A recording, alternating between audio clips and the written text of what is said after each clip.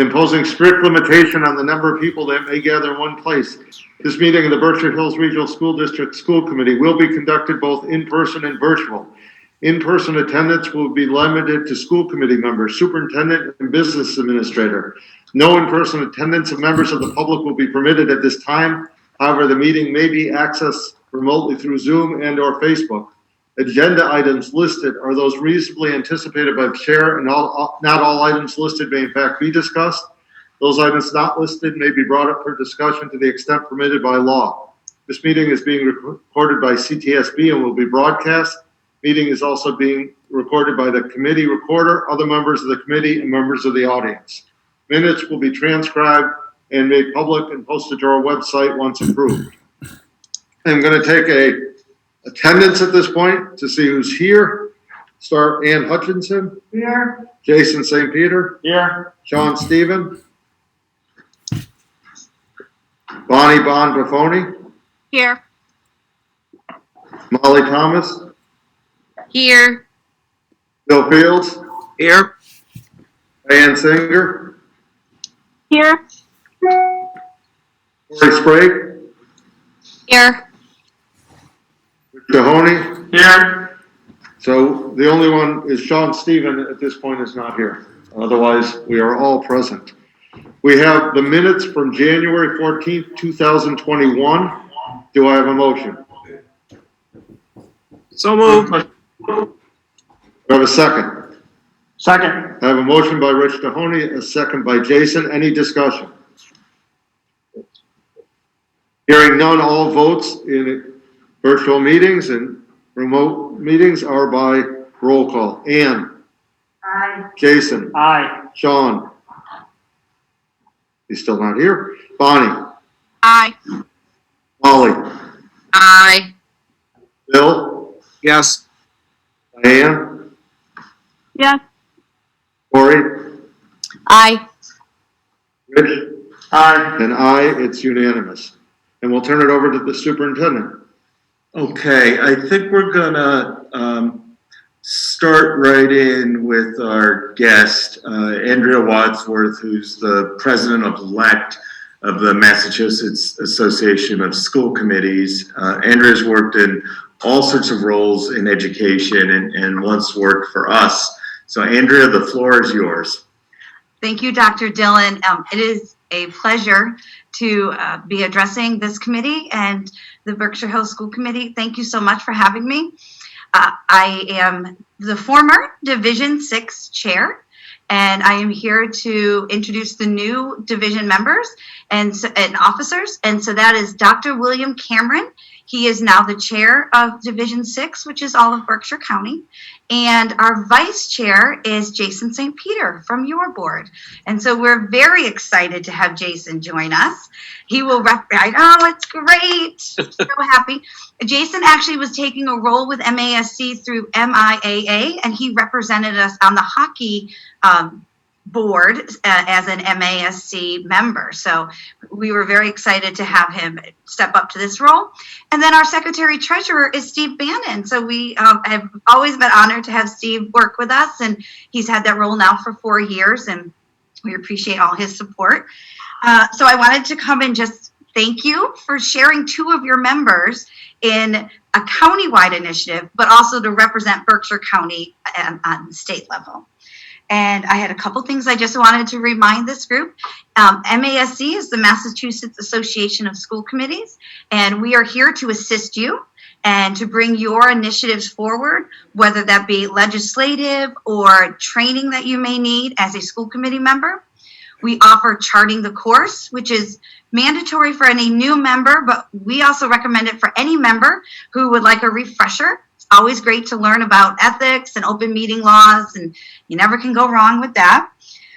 This year, we have this equity symposium, which we usually travel to Washington, D.C. COVID has made that not happen, so they have opened that up to all members, and I'm happy to share that link. We're going to send that out. You're the first school committee that I have spoken to about this, but it's free, and it's a great way to look at equity through the lens of a school committee member, and we'd love for anyone to join us in that, representing Massachusetts. Also, as a school committee member, you're going to be receiving a survey about the annual institute. It was postponed this year because of COVID. We hope to be at the Cape in November on site. And as school committee members, I recommend that you try to send a representative, or all of you come. And so there's great professional development, networking. It's great to see other people as school committee members. And with that, I just want to take a few minutes to introduce myself. I'm honored by the support from this committee for my nomination as president-elect. And I was thrilled to receive the votes at the Delegate Assembly. And on January 2022, Berkshire County will have a state president that represents us instead of the eastern side of the state. So that is a great, great thing. We represent everyone, but the voice will be coming from the west. So it's really exciting. Thank you, Dr. Dillon, for having me, and Chair Bannon. Thanks, Andrea. Good Great. luck. Thank you. Thank you. Okay, so we'll move on. The next thing we have to do is set a date for our public hearing. Sharon, can you share that date? Yes, we have proposed, well, we proposed the 26th, but that's Friday. So the potential date would be the 25th of February. Motion to set the public hearing for the FY 21 budget for February 25th. Do I have a second? Second. Motion by Rich, second by Jason. Discussion. Hearing none, it's a roll call vote. Ann? Aye. Jason? Aye. Bonnie? Aye. Molly? Aye. Bill? Yes.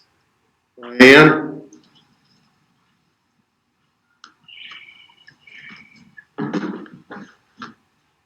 Diane, are you still with us? Corey? Aye. Rich? Aye. And aye, it's unanimous. Thank you. Okay, yeah, thank you for that. So the next thing I'd like to get your approval on is a new job description for the district wellness coordinator.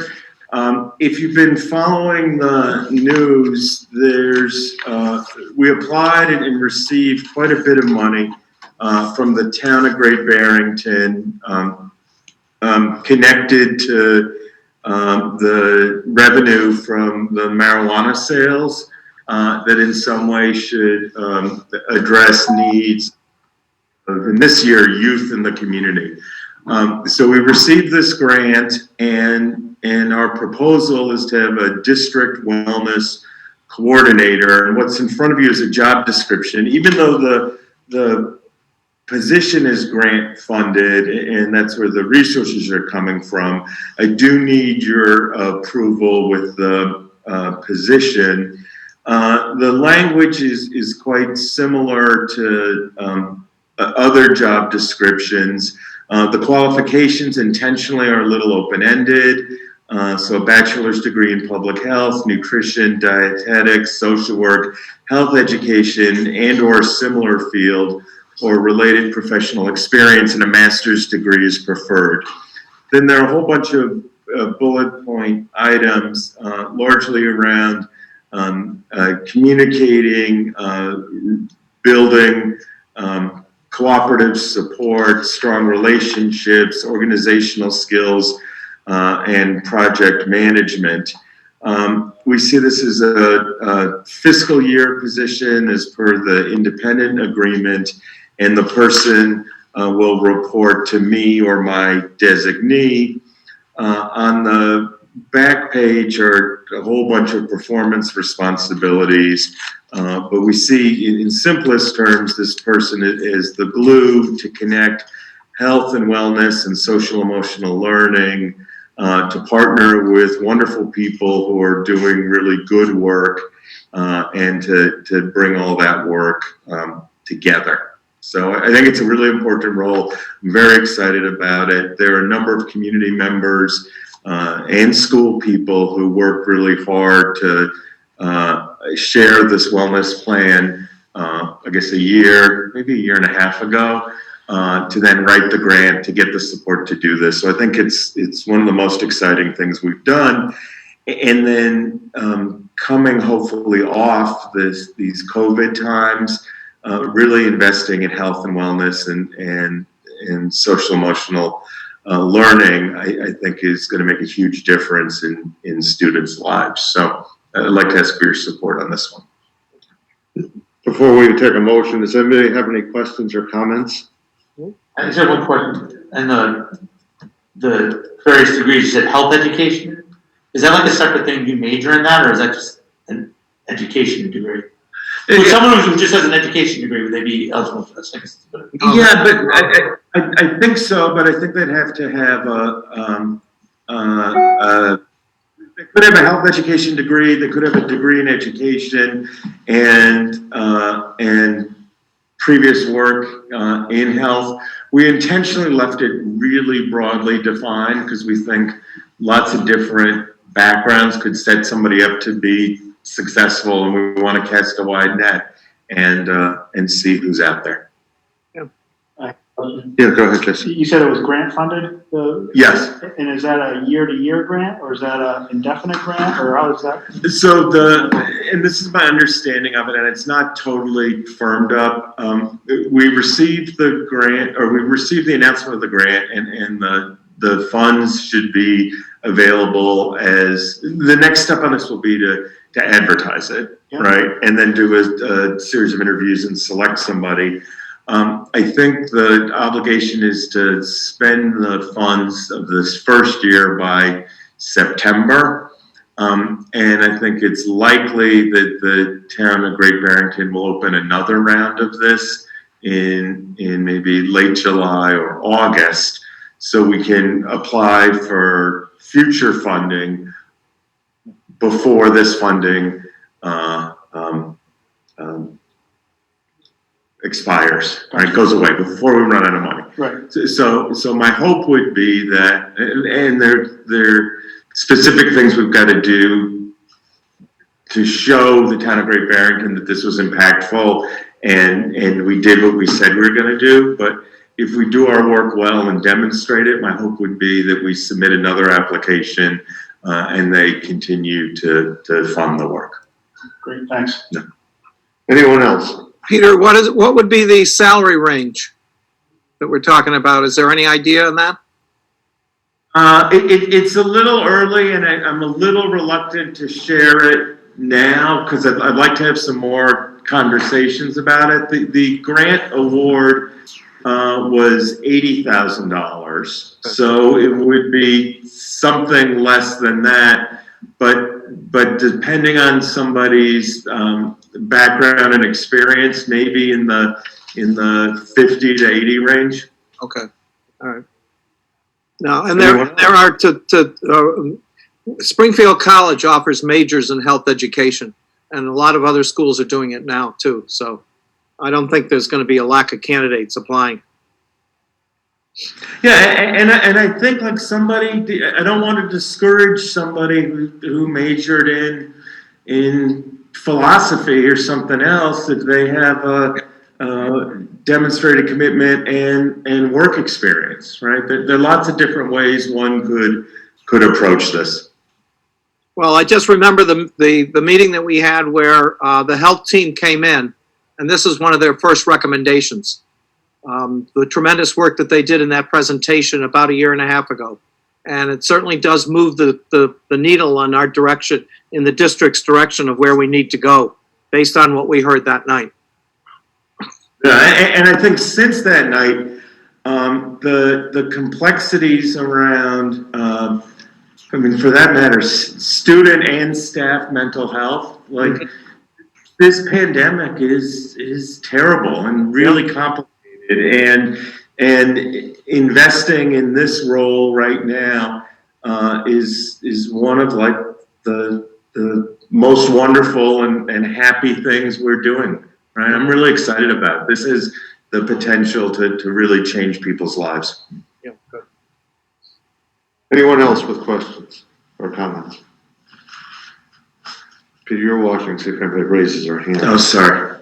Are there any hand raisers? Do I have a motion? Make a motion that we approve. I have a motion by Bill, a second by Rich. Any discussion? Hearing none. Roll call, Ann? Yes. Jason? Aye. Bonnie? Aye. Molly? Aye. Bill? Yes. Diane? Yes. Cory? Aye. Rich? Aye. And I, it's unanimous. Okay, so the next one I think should be relatively quick.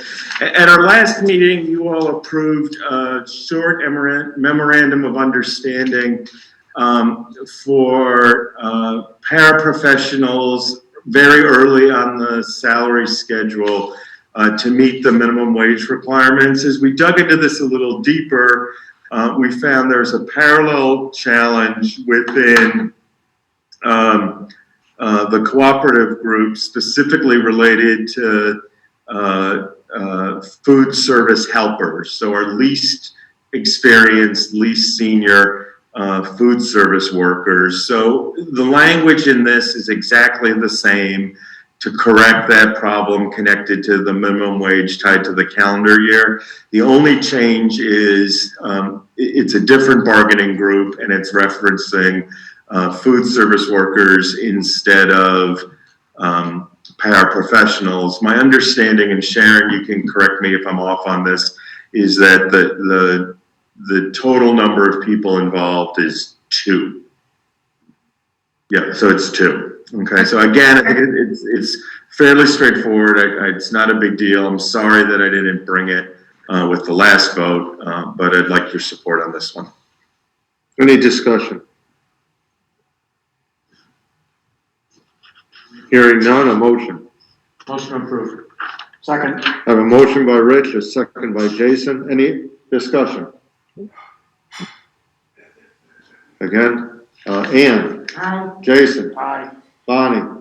Aye. Molly? Aye. Bill? Yes. Ann? Yes. Cory? Aye. Rich? Aye. And I, it's unanimous. Okay, thank you for that. I appreciate that. So the next thing, and this is again very straightforward and very generous. In renaming the middle school to W.E.B. Du Bois, we had some costs associated with changing the signage in front of the building. So a little bit with stationery and other things, and maybe some additional signage inside. The rest of the things we were able to do just internally, like updating the website and other things. An anonymous donor has offered to cover all those costs, which I think will be around the $2,000 range, maybe $2,500. And I'd like your vote to accept the anonymous donation to cover costs related to the name change from Monument Valley to W.B. Du Bois. So my one question is, that's including the sign? Yeah. That's pretty cheap. Yeah. Do I have a motion? So moved. Second. Motion by, second by Molly. Any discussion? Roll call, Ann? Aye. Excuse me. Jason? Aye. Bonnie? Aye. Molly? Aye. Bill? A thankful yes. Diane? Yes. Cory? Aye. Rich? Aye. And a big thank you from everyone. Okay, so the next thing I'd like to share, and really I'm just gonna share my screen on this, assuming I can do that, are 2 progress report revisions from Muddy Brook that Tim has. So I'm going to share the typical one first and present it so you guys can all see that. And then I'll share the second one, and Tim can speak to him. Tim, just give me a sec to get it up.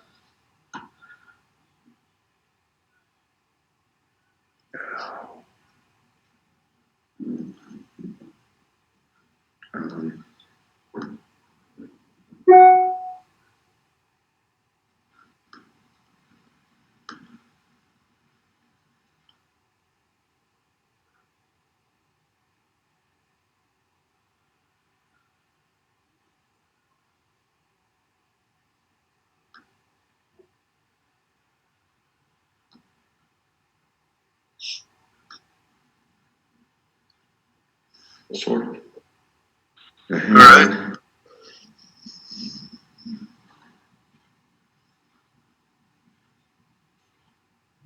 I'm gonna see, Tim, if I can rotate it. All right, you want me to just start talking? Yes. Keep talking and I'll rotate it the right way. Okay, will do. Yeah, I just wanted to provide the school committee and any Muddy Brook parents that might be tuned in tonight a little background about what's going on with our progress reports. So for a number of years, Muddy Brook has reported on student progress twice a year, at the mid-year and at the end of the year. And we've been using a standards-based progress report.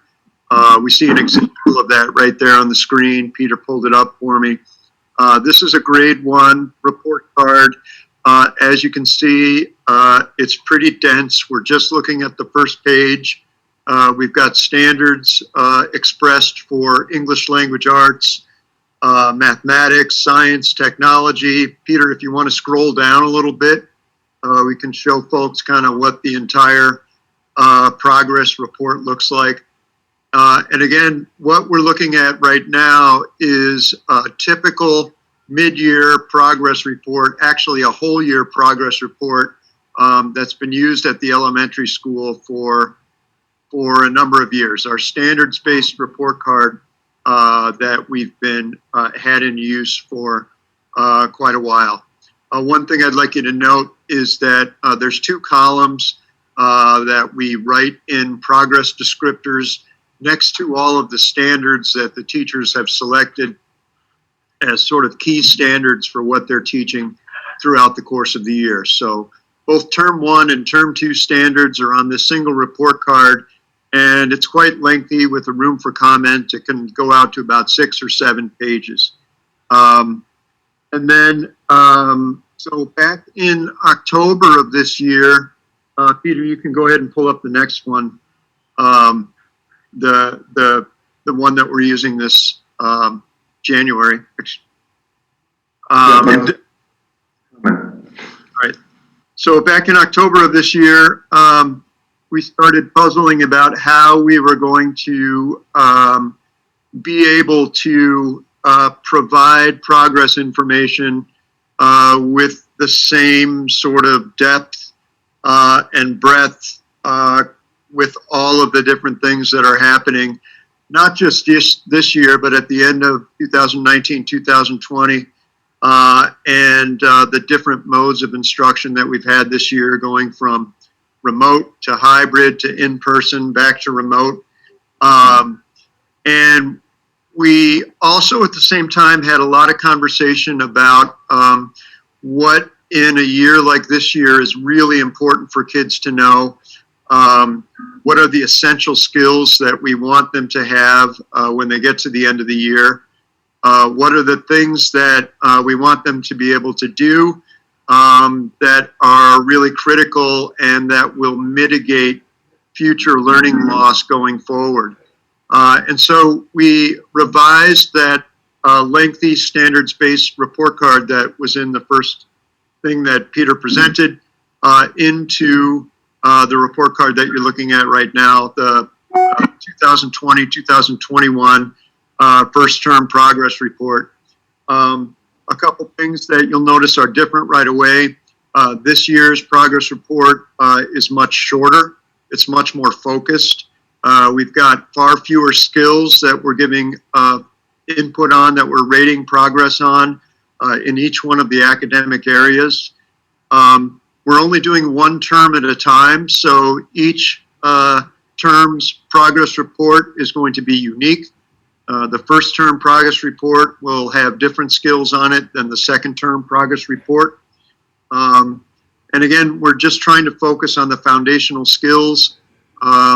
We call them focus skills. There are also some of them an extension of the prerequisite skills that Desi shared in a document last June. And if you want to scroll down a little bit, Peter, I'll just take you through this one as well. We've got progress descriptors, teacher comments, again, assessing social emotional learning, science and social studies, music. All of the areas will continue to be assessed. We're just really drilling down to what we think is really essential. So why the change? I wanted to explain this just briefly. As I talked about before, we started the year meeting our students who had had some learning loss from the period of remote learning that they had at the end of the 2019-2020 school year. So right off the bat, we knew that there was going to be some makeup that we had to do, and we couldn't really have the same breadth of instruction that we had in a typical school year. The changing nature of schooling, as I mentioned before, from remote to hybrid to in-person, back to remote, it really made it difficult for teachers to plan the continuous and sequential type of instruction that's kind of assumed in the typical standards-based report card that we've been using. And then also, we got some feedback from parents in previous years using the standards-based report card that that there might just be too much information in that report card. So if they want to just know, how's my kid doing, there's just so much information in that other card that parents were saying, I don't really have an overall picture of how my child's doing this year. And we thought in this year, more than any other year, we really wanted to give parents a clear understanding of where their kids are at in relation to those foundational skills. So that's what we came up with. It's focusing of our progress report for this year. I thought it was important for the school committee to know about it, also any Muddy Brook parents. There'll be a cover letter that is enclosed with the revised progress report that's going out next week. It will kind of explain the changes that we've made to the progress report, why we made those changes. And the assumption would be that when we're able to kind of shift back into a more predictable, sequential, regular way of doing school with the coming school year, that we was also shift back to use of our standards-based report cards. But that's about all I have. I just wanted to keep the school committee aware of that in case you get questions, in case parents notice that we're not actually teaching less this year. We're reducing the breadth, I guess, of what we're teaching, but we're really, again, trying to confirm that all of our students throughout the course of this sort of disrupted and changing way that we're doing school this year, that they all get the foundational skills that they need to move forward at the next grade level. And hopefully our new progress report for this year reflects that. That was our purpose and goal. And so if there's not any questions, that's really all I have. I just wanted people to be aware that we had made that change. Great. Does the school committee have any questions on this? So No, I'd just like to say it's a little, hold on, Bill, hold on. This is just for this year, we're going back to the other one? Is that what I heard, or is this a permanent change? Tim, can you talk to that? Bridges' question is this just for this year, or is this a permanent change? No, the assumption is that the change we've made is just for this year. So we're doing a special fall 2021 progress report just with the foundational skills that we're focusing on at each grade level during this period of remote, hybrid, in-person learning. And then for the spring, there will be another unique but more focused progress report with just those foundational skills for that period of time. And then the assumption would be that we'll revert back to our use of the more detailed standards-based report card for the next school year. I guess what I was at is I was in the crowd of people who thought that the standard one was a little overkill. So maybe, as we get through this one, if analyze how it goes this year, but if there was going to be permanent changes to simplify the report card, I think that would probably garner some support too. I know everyone's busy this year, you can maybe look at that, but this is a good opportunity to see when we do it in a more simplified fashion, if that's an opportunity for permanent change. Yeah, certainly if people express that they're getting good information from this and we go into the next year wanting to continue to be really focused in the way that we express student progress, we'll continue it or modify it to reflect what we're doing in the next year. Bill, go ahead. Yeah, I was just going to say I like this report. It's positive. It does not use the word does not meet standards. It says not yet. I think that's a lot more positive than does not meet. So I like it. I like what Rich said too. Maybe next year elements of the previous one and this one can be combined. But I like the positive outlook that this presents. Yeah, thanks, Bill. We chose that terminology, not because of positive or negative reasons, but because all the skills that we're choosing to assess this year we think are really essential. And so we hope to indicate, that students are developing eventually on all of these skills so they can move forward. Any other comments or questions? Thanks, Tim. Okay, so yeah, thank you, Tim. That was good. The next thing I want to share is a draft proposed calendar. There are a couple things I'd like to highlight in it, and it's fun to look ahead a little bit. But one is the start date for next school year, which would be with staff on Wednesday, August 25th. And then students, this is one of those years where students would start the Tuesday after Labor Day. And then we go through the year and you sort of see how the winter break falls and what happens there. And then the February, April break. And then a proposed last day of school of Tuesday, June 14th, which is a little early, and going as late as the 22nd if we needed additional days for snow days, if we're ever doing snow days again. So that's up in the air. A couple things I'm drawing your attention to.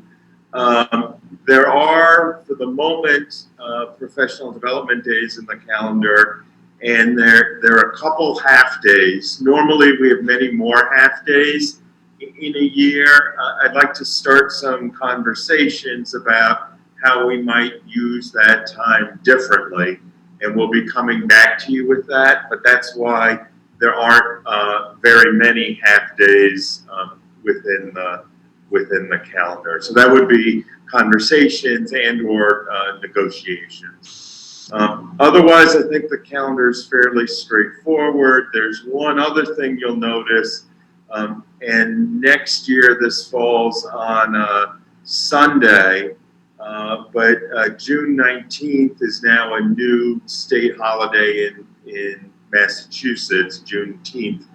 And that's there, so then it gets, and it doesn't, if we finish on the 14th, it doesn't impact students or that many staff, only the fiscal year staff, but it would impact other staff, so it's then listed as a holiday.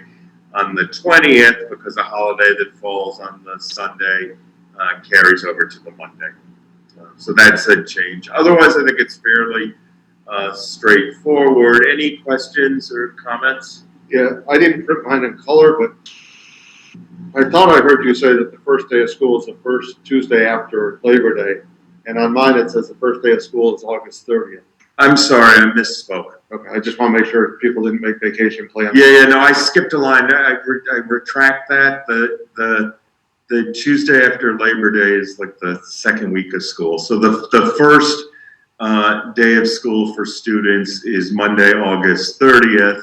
They have a 5-day week that week, and then the next week is Labor Day, and they have a 4-day week. So I skipped a line when I was looking at it. Don't go on vacation on August 30th. I'm looking at you, Corey Sprague. Any comments before we approve this? Yeah, Peter, is there going to be a freshman transition at the high school on that first day? We'll do something, Bill, candidly, with everything else that's going on. That's not on the top of my list of priorities, but I'll discuss it with Christy and the high school staff, and we'll figure something out.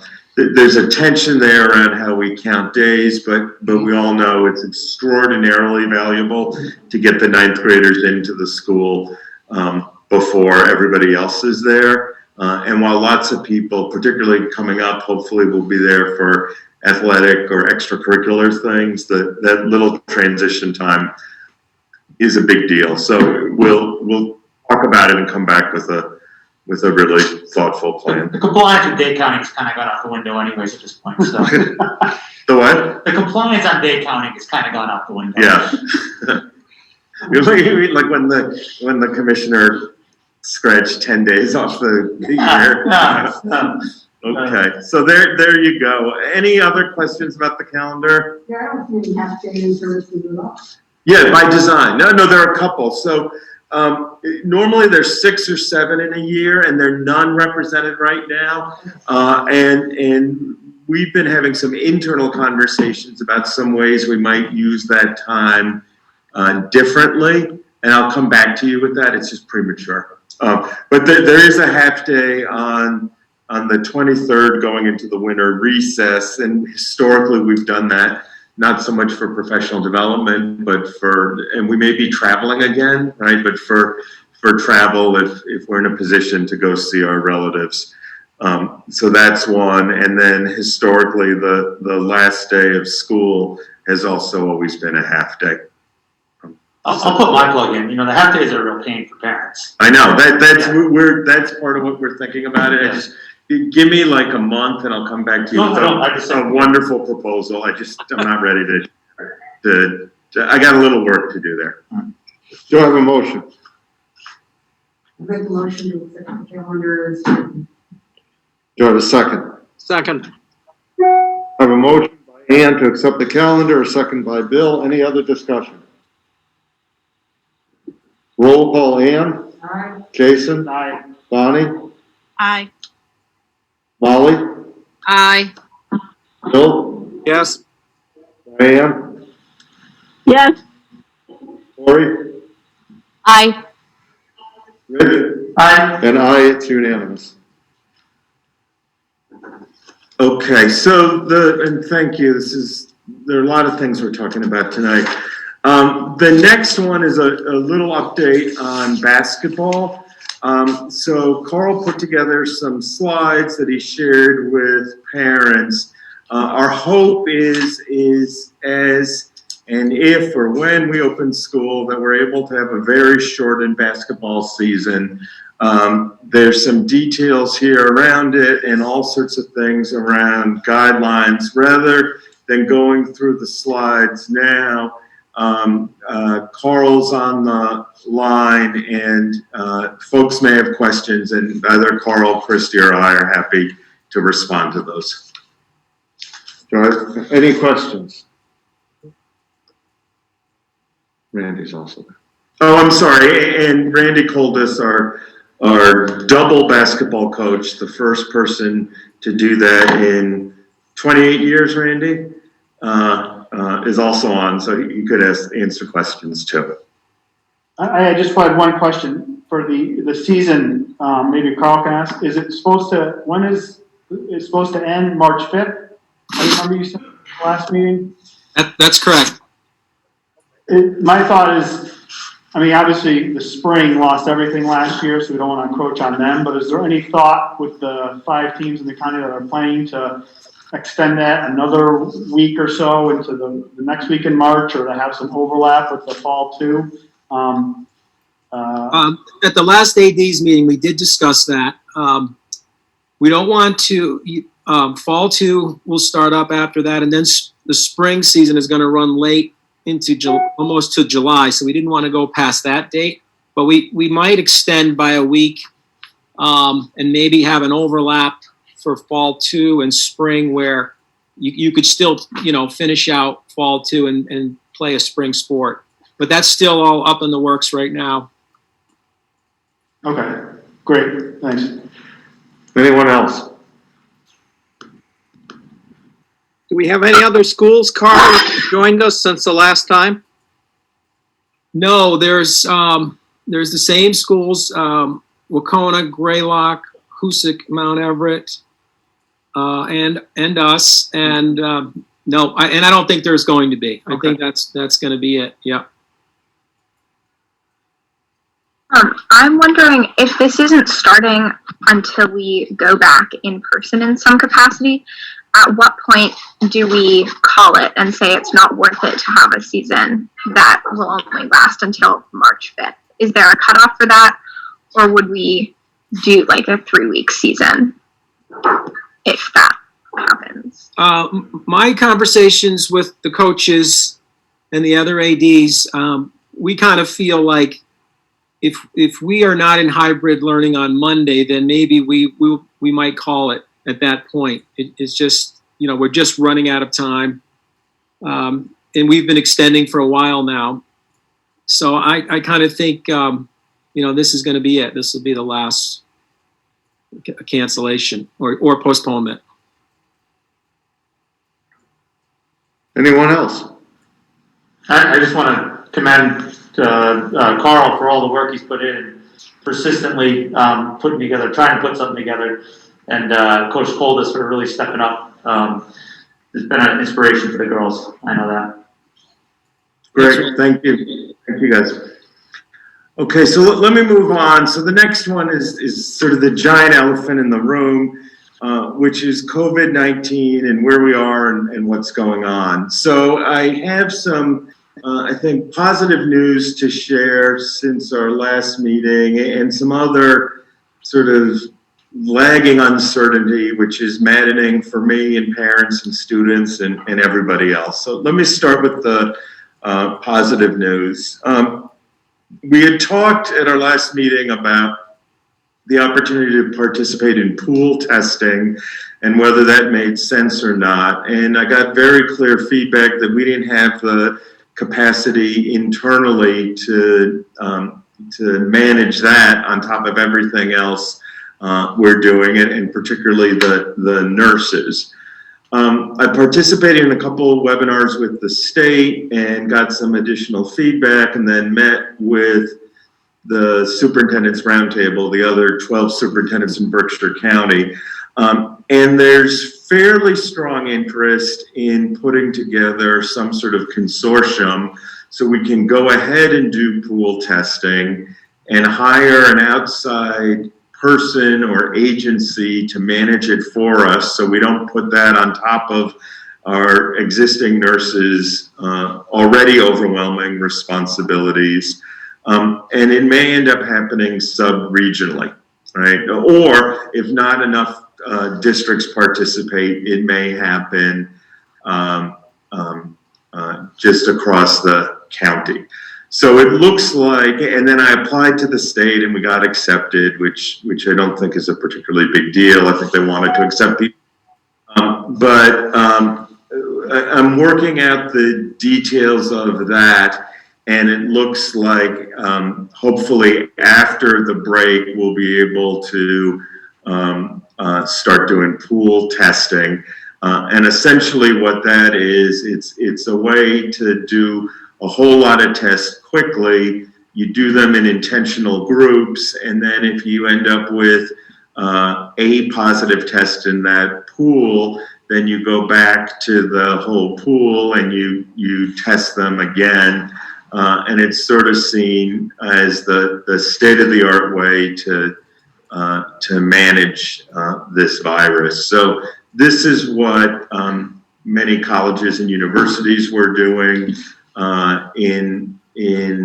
In the fall, it was prohibitively expensive. The state's covering the testing costs in the beginning, and it looks like we'll have some resources from the federal government to do it ourselves. So it should give us a higher level of confidence. It's another tool in our toolbox on top of the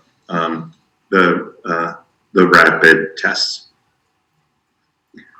So that's that. Any questions from anybody about the pool testing? Ann, go ahead. How are the samples done? What is it, noses? It's a swab, and I believe it's not in the beginning when, like the first time I did a PCR test, it was the swab up to your brain. It's not that. It's the shallow, there's some clinical term, right? I'm not a nurse or a doctor. I don't know what the term is, but it's like the nostril swab instead of the brain swab. So it's much more tolerable. And then the thinking is that we contract with somebody from outside to manage this. And probably what that means is one person spends a day in our district and they go school to school to school and get everybody. Other questions or comments? When would this be available? I'm hoping, Sean, that everything will be in place to start it when we get back from February break. And there are a lot of moving pieces. Like we were paired with a vendor this afternoon. I have to reach out to the vendor and figure that out. And then I have to make sense of who the visiting nurse, potentially could be an EMT. There's a whole range of people who are able to do this, but who that person might be. But the aspirational goal is the week we're back from February vacation. There's also a sort of complicated permission slip thing. I want to try to figure out a way to do that electronically, like a DocuSign thing, so people, so I'm not chasing, or the secretaries aren't chasing forms around. Peter, do you still have to roll out the permission slip for the other testing as well? I feel like Yes, and what I thought I'd do is I'd do one, rather than trying to collect 1,200 permission slips twice, I'll do one permission slip for both of them. So I delayed the other one because I thought this would likely come, and I just want to do it once. So other questions? Anyone? Guess not. Okay, so now sort of the big thing is where we are and what's going on with the numbers, right? So more than anything, I was hoping that the numbers would be perfect, and I would tell you, here's the green light, we're going ahead. The state released the numbers right before the meeting, and I reviewed them quickly, and the numbers aren't perfect. So I'm delaying my decision until I can speak to somebody at the state tomorrow. What's challenging is, and I sort of, a couple meetings ago, I did like an hour-long monologue and went through every data set in the world. Our data sets are contradictory. So the COVID-19 Act Now site shows great trends, and the infection rate is as low as it was in the summer, and and there's a lot of really good information there, so that's promising. The local cases within the school community, and I shared this with staff today, and I'll put it on the website tomorrow, are also, for the moment, very low. There's like a case in each building and a couple ones that we're waiting on results on, but much better than at our last meeting when I think there were 12 cases across the district. The bummer is the Great Barrington numbers, which I thought were going down dramatically, and which last week were inflated by assisted living facilities where the numbers were really high, did not go down dramatically and contradict information that I got locally. So I want to just check that those numbers are accurate. If they are accurate, I'll likely announce that we stay in a remote posture for a while. If the numbers are inaccurate, then I think we'll proceed with going back to school. More than anything, parents, teachers, students want to come back to school, right? It's time to come back to school. But if the numbers don't support that, then we may have to delay that. We have wonderful plans, and this is really hard on teachers and parents and students. We have wonderful plans to bring the whole elementary school back, right? We had wonderful plans to bring the 5th and 6th grade back 4 days a week and the 7th and 8th grade back 2 days a week. And then also wonderful plans to get the hybrid thing going again in the high school. That's all on hold. I'll get to the bottom of this and get a message out by noon tomorrow about it. I know the timing of that's terrible and it's hard on parents, students, and staff. But I really, the stakes here are very high in every direction. They're high from an academic perspective, they're high from a emotional, mental health perspective, and they're high from a health perspective. And just seeing the information 10 minutes before the meeting, I need to talk to somebody at the state to make sure it's accurate. Okay. Questions about that? Raise your hand if you want to on the Zoom so we can see it. Corey, go ahead.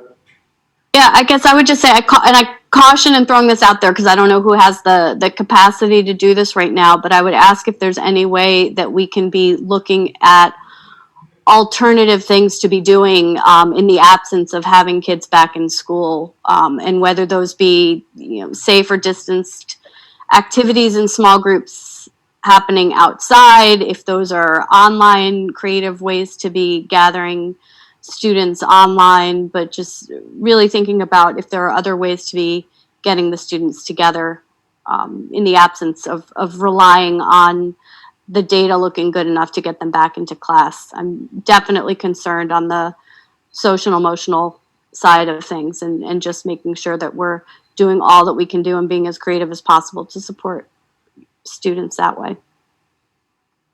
Yeah, that's good, Corey. And you and I have talked about that before. We'll devote some time to that. Steve, I think Bonnie Grover's got a hand raised. Sure. Are we open to that? Yeah. So Bonnie, go ahead. Hello. Can you guys hear me okay? Yeah. Okay.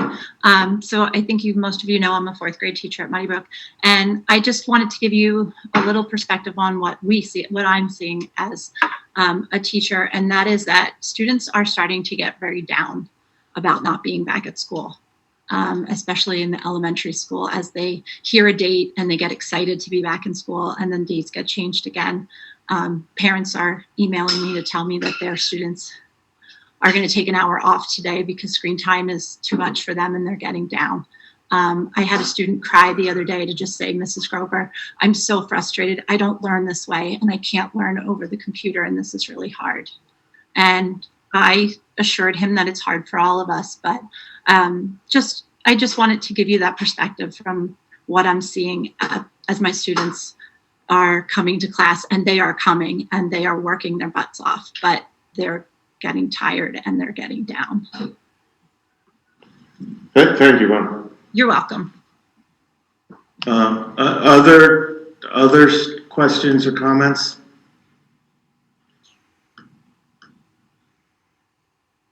Okay, so You do have the MCAS. I know I missed that. I'll come back to that in Yeah. a second. So again, what I'll do is I'll reach out to the state early tomorrow morning. I'll confirm the numbers and I'll share a message about this. This is terrible, right? I'm getting my hopes up. You're getting your hopes up. Everybody wants to be back in school, and we want to do that in a way that's safe. So let me get a little more information and I'll reach back out. The last or second to last thing I want to share is sort of what's going on with the MCAS, which just, I don't even want to get Bill started, right? But to add insult to injury in a year like this, to focus on testing is obviously highly problematic. The commissioner and the board of elementary and secondary education have made some shifts, and they're still recommending some testing, but they're framing it as being diagnostic only, and they've taken away all the accountability implications for schools and districts tied to that. So in some ways that's thoughtful and it's a step in a good direction. In other ways, it's bizarre to do testing at all in the sort of second wave of testing in the context of a pandemic. So I spent some time with Corey, who put together a letter. And I think, Corey, it makes maybe the most sense if you read it. Are you comfortable doing that? And then after Corey reads it, I think she's going to ask for the support of the school committee. The letter is intended to go, and maybe you'll say when you read it, but both to state officials and federal officials. With the shift in administration in Washington, sort of the professional consensus is the new administration is potentially more flexible than the previous administration was. So this isn't just writing a letter to feel good about writing a letter. This is writing a letter that may impact decisions. The current regime was put in place from the current president and vice president. And the antecedents of it go back to like Richard Nixon, right? Well, they go back to George W. Bush. Right. But they were doubled down on by. Yeah. So. Yeah, I don't know. Yeah. So Corey, do you mind reading it? Is that okay? Nope, not at all. So basically, Peter, as you mentioned, it's a no, and it's basically petitioning either that we don't have testing requirements or testing requirements are left up to each individual district to decide. It's something that we've got addressed going to Commissioner Riley in the Massachusetts Department of Education, and then as well the Associate Commissioner for Student Assessment and the United States Secretary of Education. And it reads, we call on the Massachusetts Department of Education to waive MCAS testing requirements for the 2020-2021 academic year, forcing public schools to administer standardized exams to students after COVID-19 disruptions would produce invalid and unfair results while diverting resources from real educational needs.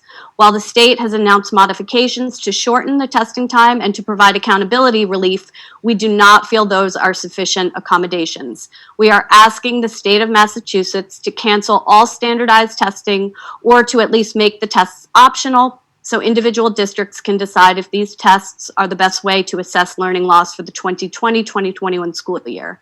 In light of the undue pressures that COVID-19 has placed on staff and families this year, we feel that the time, energy, and financial resources that typically go into administering MCAS could be better used on supporting students and developing more useful methods to assess and support growth.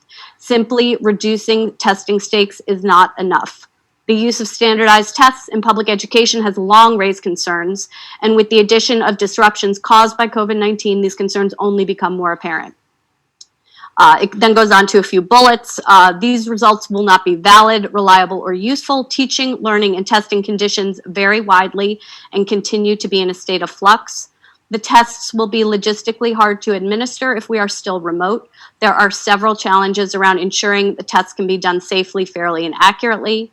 The tests will add undue amounts of stress placed on teachers and students in a year when they have already had to navigate historical difficulties and barriers to learning. There are better ways to know how students from different backgrounds and learning needs fared during the pandemic. In addition to classroom-based assessments, sampling exams can provide data on trends in learning without distorting the curriculum or subjecting all students to standardized tests this year.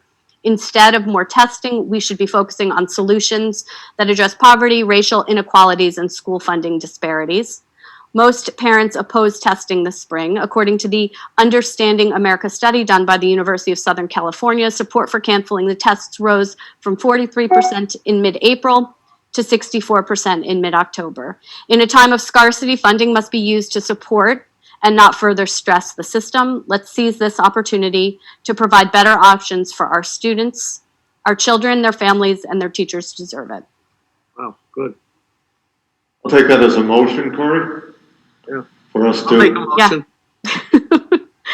That's That's a a motion. better, that's a better I'll letter than second. the MASC has sent. I like it, Corey. Thank you very much, Corey. I'd just like to tell the committee that this year for the line item budget that the governor submitted for student school assessment was $32,235,270. And that was up a little from $31 million last year, $962. I don't know what they spent the money on last year because MCAS wasn't given. So there's a lot of money, and as Corey's letter has said, $32,235,000 is a lot of money to be spending on something that we know already has happened. And I've read the minutes of the last DESE meeting, and they seem still to be hell-bent on we're going to test, and their modifications do not include modifications in the high school. So I don't know how we're going to test in the high school and what we'd look for anyway. And they also added, they're talking about adding 2 more subjects to MCAS, history and some sort of new social science or something. So I like Corey's letter. I urge the committee to all vote for it. Bill, would you second Corey's letter? I certainly will. Thank you, Bill. So I have a motion and a second. Discussion. I think it's a great letter. I totally agree with the premise that this is not the best use of our time during this crisis. I am not a standardized testing abolitionist like Bill, but I think at this particular juncture it is the best move. I think the money should go to our new high school. We could put that in the letter, but that might make it less forceful. Yeah. Okay, and I just have, Well, we have to vote. sorry, go ahead, please. Ann, Aye. Jake, John, Yes. Bonnie, Yes. Molly, Yes. Bill, Loud yes. Diane, Yes. Corey, Yes. Rich, Yes. and yes, it's unanimous. Corey, thank you for all the work. Yeah, thank you, Corey. Well done. So just one last thing, a little off the agenda. Every year in budget process, we put together budget books, and school committee members have a choice of different things. You could get it purely online. you could get the big budget book or you could get the small budget book. Let's assume that everybody wants the big budget book.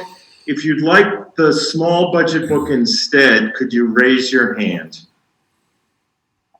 Ooh, so in here, Sharon, it's Jason, Ann, and Steve, Molly.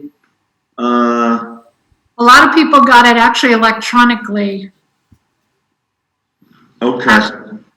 not the big book. So Molly, did you say Molly wants the little one? Molly, Jason, Steve, Ann want the little one. Sean as well. You're still gonna send out the big one electronically, right? Correct. Everybody will get the big one electronically. And then my assumption is the remaining members want the big book. Yes. Or electronically? Did we ask it that way? Who would like it, who would like the big book versus electronically? I'd like the big Okay, book. so Bill would like the big book. I would like the big book. Rich would like the big book. I would like the big book. I would like the big book. Who's that? Going by Corey. background, she wants the, the big book as well. okay. I think that leaves Diane. Diane, what would you like? I'll take the small book. Okay. Great. Is that everybody? 6 small books, 4 big books? That's And 10, then- that's the right one. And an eggplant parm. So we made something simple as hard as can be, right? I know, sorry about that. So Steve, I hand the agenda over to you, but I got a couple things to say when we get to the personnel report. Okay, policy subcommittee policy has not met. Buildings and grounds, Jason? Have not met. We have a meeting scheduled next Wednesday at 5 o'clock, virtually. Superintendent's evaluation have not met. Technology has not met. Finance. We are going to meet next week. Peter, have you come up with a date yet, or you want I haven't, I'll check with Doreen and we'll send that around. to? Okay. It may be a little tight next week to do advance. Yeah. But she may have to do a Google poll and see where we can go. Yeah. District consolidation sharing. Can we go back? Yes, of course. I'm not opposed to pushing to the, well, we can talk about that. Okay. Do whatever we have to do. Yeah. Actually, we may even have next Thursday off. District consolidation and sharing, I don't think there's anything to report. Personnel report. Yeah, so the two things I really want to mention on the personnel report, and one of these we've known for more than a year, and the other one is relatively new, but a little more than a year ago, Tim Lee told us that this would be his last year and that he would retire effective June 30th. And we'll make some time to celebrate this, and hopefully it'll be more than on a Zoom call, but at a barbecue or something. But Tim's been with us now, I think this is his 3rd year, has done an exceptional job as principal at Muddy Brook, a really steady, thoughtful hand.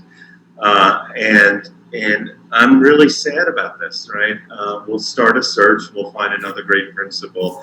But Tim's been a great leader and a colleague. And I know many others would join me in appreciating all Tim has done for us. So thank you, Tim.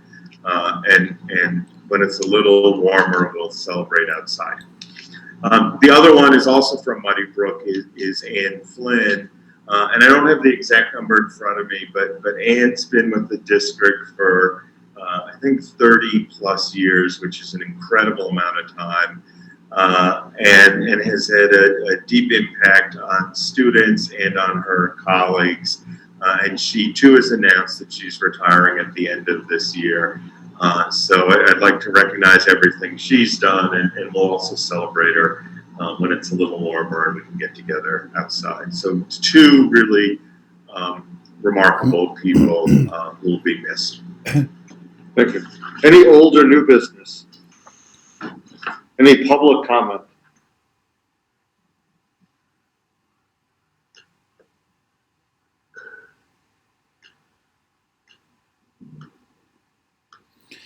I'm not seeing any hands, but if somebody wants to unmute or raise a hand, we're happy to recognize you.